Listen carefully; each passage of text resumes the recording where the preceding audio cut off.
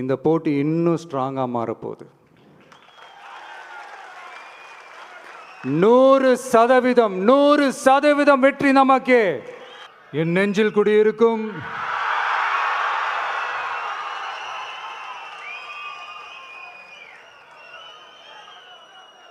என்னுடைய தோழர்களுக்கும் தோழிகளுக்கும் தமிழக மக்களுக்கும் என்னுடைய வணக்கம். நம்ம குடும்ப உறவுகளை இழந்ததுனால சொல்ல முடியாத வேதனையிலும் வலியிலும் இவ்வளோ நாளாக இருந்தோம். அப்படிப்பட்ட அந்த சூழலில் நம்ம சொந்தங்களின் மனம் பற்றி இருக்க வேண்டியது நம்மளுடைய கடமை. அதனால தான் அவங்களோட சேர்ந்து அமைதி காத்து வந்தோம். ஆனால் இப்படி அமைதி காத்து வந்த நேரத்தில் நம்மளை பற்றி வன்ம அரசியல் வலைகள், அர்த்தமற்ற அவதூறுகள்னு இந்த மாதிரி நிறையா விஷயங்கள் நம்மளை பற்றி பின்னப்பட்டன, பரப்பப்பட்டன. இது எல்லாமே சட்டம் மற்றும் சத்தியத்தின் துணை கொண்டு துடைத்து எறிய தான் போகிறோம்.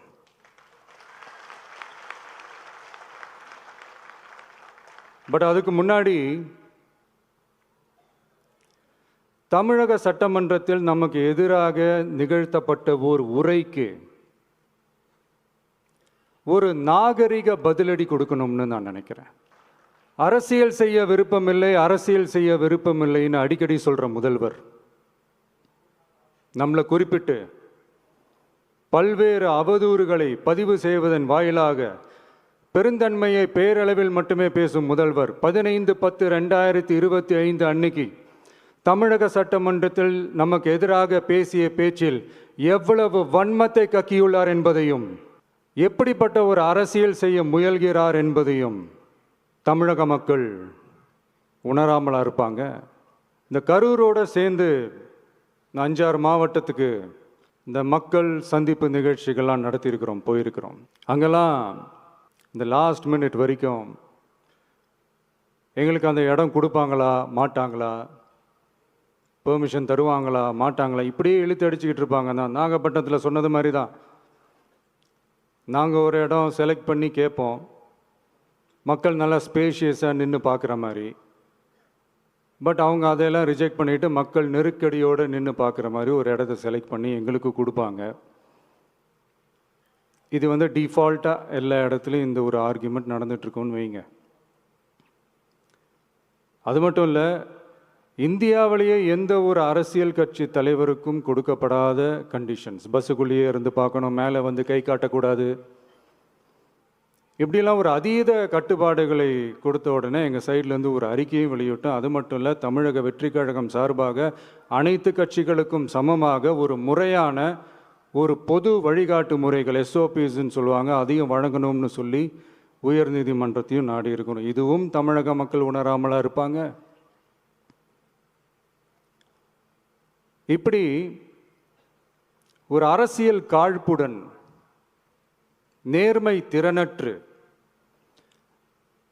நம்மளை பற்றி குற்றம் சாட்டியுள்ள குறுகிய மனம் கொண்ட முதல்வர் அவர்களுக்கு ஒரு சில கேள்விகள். உச்சநீதிமன்றத்தில், அதாவது 13/10/2025 அன்னைக்கு உச்சநீதிமன்றத்தில் நடந்த அந்த விவாதங்களை வைத்தும் அந்தந்த உத்தரவுகளை வைத்தும் இந்த கேள்விகள். இப்படி பொய் மூட்டைகளாக நம்மளை பற்றி இந்த அவதூறுகளை அவிழ்த்து விட்ட முதல்வர் அவர்களுக்கும் திமுக அரசுக்கும் சார்பாக கோடிகளை கொட்டி அமர்த்தப்பட்ட அறிவார்ந்த வழக்கறிஞர்கள் அவங்க இந்த கபட நாடக திமுக அரசோட தில்லுமுல்லுகளை தாங்கி பிடிக்க இயலாமல் உச்சநீதிமன்றத்தில் திக்கு திணறி நின்றது முதல்வர் அவர்களுக்கு மறந்துவிட்டதா? இந்த கரூர் சம்பவத்துக்கு அப்புறமே அவசரமாக ஒரு தனிநபர் ஆணையம், அந்த தனிநபர் ஆணையத்தை அவமதிக்கிற மாதிரி அரசு உயர் அதிகாரிகள், காவல்துறை உயர் அதிகாரிகள் எல்லாருமே நம்மளை பற்றி ஃபுல்லாக இந்த அவதூறுகள் பரப்பி ஒரு செய்தியாளர்கள் சந்திப்பு அவசரமாக. இதெல்லாம் ஏன் நடக்குது? எதுக்காக நடக்குது? அப்படின்னு ஒட்டுமொத்த தமிழக மக்களும் கேள்வி கேட்க ஆரம்பிச்சாங்க. இதுவும் தமிழக முதல்வர் மறந்துட்டாரா? அதுக்கப்புறம் அந்த தனிநபர் ஆணையத்தை தலையிலேயே கொட்டி வீட்டுக்கு அனுப்பிச்சிட்டாங்க. அது வேறு விஷயம்.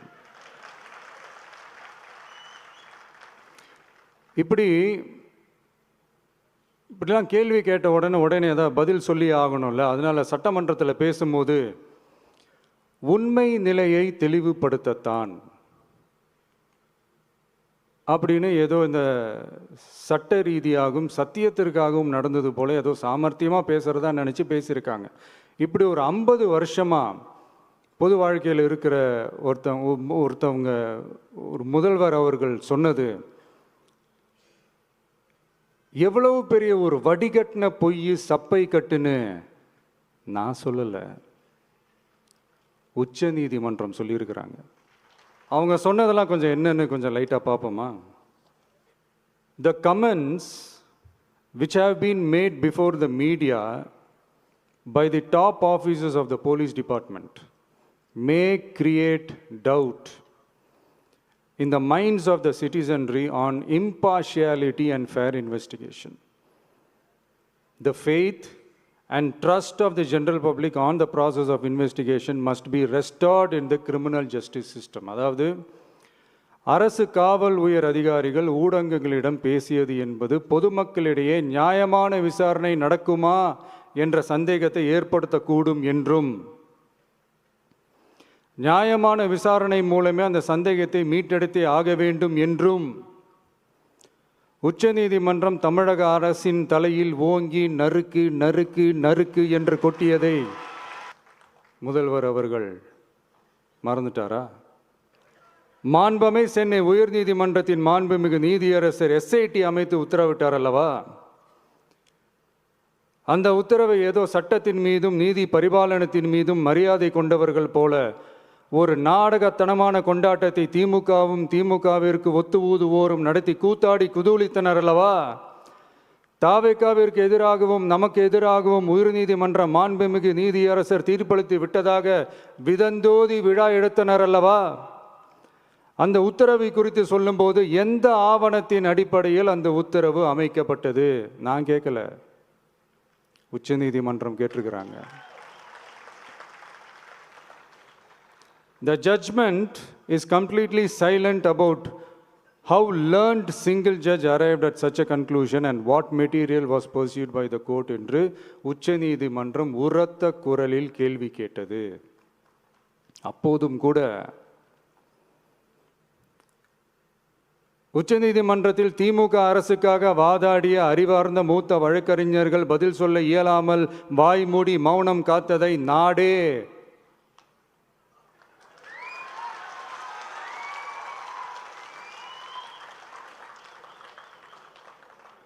பார்த்ததல்லவா?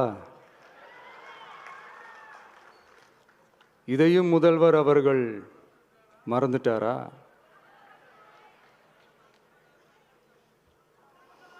Such petition ought to be dealt with by the division bench, registering as public interest litigation in right earnest and not to be dealt with by a single bench. அதாவது பொது வழிகாட்டு முறைகளான SOP அமைக்கப்பட்டு வெளியிட வேண்டும் என்ற கோரிக்கையுடன் வந்த ரிட் மனுவை நீதிபதிகள் டிவிஷன் பெஞ்ச் தான் கையாள வேண்டும், தனி நீதிபதி பெஞ்ச் கையாளக்கூடாது என்றும் உச்சநீதிமன்றம் சொன்னதல்லவா? அது மட்டுமா, கோரிக்கையே இல்லாமல் SIT அமைக்கப்பட்டது எந்த வகையில் சரி என்றும் கேள்வி எழுப்பியது உச்சநீதிமன்றம். இது எல்லாமே அறியாமலோ இல்லை அறியாதது போலவோ உச்சபட்ச அதிகார மயக்கத்தில் இருந்து பேசினாரோ முதல்வர் அவர்கள்? மனிதாபிமானம், அரசியல் அறம், மாண்பு இதெல்லாம் எதுவுமே இல்லாம வெறும் பேச்சில் மட்டுமே பேசிக்கிட்டு அரசியல் ஆதாயம் தேடுற ஆட்டத்தை ஆடத் தொடங்கிவிட்டார் முதல்வர் அவர்கள். இதெல்லாம் என்ன அவங்களுக்கு புதுசா? என்ன 1969க்கு அப்புறமே எப்போ கட்சி அவங்க கைக்கு வந்ததோ, இன்னும் குறிப்பாக சொல்லணும்னா 1972க்கு அப்புறம் கேள்வி கேட்க ஆளே இல்லாமல் போச்சுல்ல. அதுக்கப்புறமே இந்த திமுக தலைமை இப்படி தானே இருக்குது. இப்போ நாங்கள் கேட்டோமே இந்த சில கேள்விகள்லாம், இதெல்லாம் நான் கேட்கல, சுப்ரீம் கோர்ட் கேட்டிருக்கு. இதனால் என்ன புரிய வருது? இந்த கவர்மெண்ட் நடத்துகிற அந்த விசாரணை மேலே சந்தேகம் ஏற்படுதுன்னா அதுக்கு என்ன அர்த்தம்? உங்கள் மேலே நம்பிக்கை இல்லைன்னு அர்த்தம். இதெல்லாம் ஏன் எதுக்காகன்னு முதல்வர் அவர்களுக்கு புரியுதா? சுப்ரீம் கோர்ட் சொன்னதோட மட்டும் இல்லை, நிஜத்திலும் இன்னைக்கு மக்களுக்கு இந்த கவர்மெண்ட் மேலே இருக்கிற நம்பிக்கை மொத்தமாக மண்ணுக்குள் புதைந்து விட்டது. இதுவாவது முதல்வர் அவர்களுக்கு புரியுதா? புரியலனா 2026 தேர்தலில் இந்த திமுக தலைமைக்கு மக்கள் இன்னும் ஆழமா அழுத்தமா புரிய வைப்பாங்க. அப்போ கூட இவங்க என்ன பண்ணுவாங்க தெரியும்ல, 5 வருஷத்துக்கு ஒரு வாட்டி பழக்க தோஷத்தில் ஒரு அறிக்கை ஒன்று வெளியிடுவாங்களே, மக்கள் தீர்ப்புக்கு தலை வணங்குகிறோம் அப்படின்ட்டு அந்த அறிக்கையை வெளியிட்டுட்டு இப்போ அறிவாலயத்தில் போய் ஓடி ஒளிஞ்சுப்பாங்க.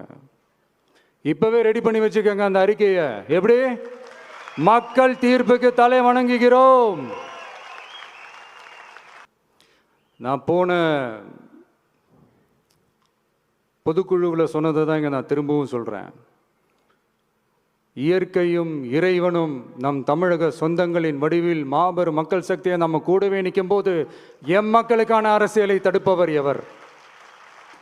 அதனால் தோழர்களே, நமக்கு வந்திருக்கிற இந்த இடையூறு வெறும் டெம்பரவரி மட்டும்தான். எல்லாத்தையும் தகர்த்தெறிவோம், மக்களோட கை கோர்த்து நிற்போம், மக்களோட களத்தில் போய் நிற்போம். நம்ம பயணத்தில் தடம் மாறவே மாட்டோம். இப்போவும் சொல்கிறேன், 2026 2 பேருக்கு நடுவில் தான் போட்டியே. ஒன்று, இன்னொன்று, இந்த போட்டி இன்னும் ஸ்ட்ராங்காக மாறப்போகுது. 100% வெற்றி நமக்கு. வாகை சூடுவோம், வரலாறு படைப்போம், கான்பிடண்டா இருங்க, நல்லதே நடக்கும், வெற்றி நிச்சயம். மீண்டும் சந்திக்கும் வரை நன்றி, வணக்கம்.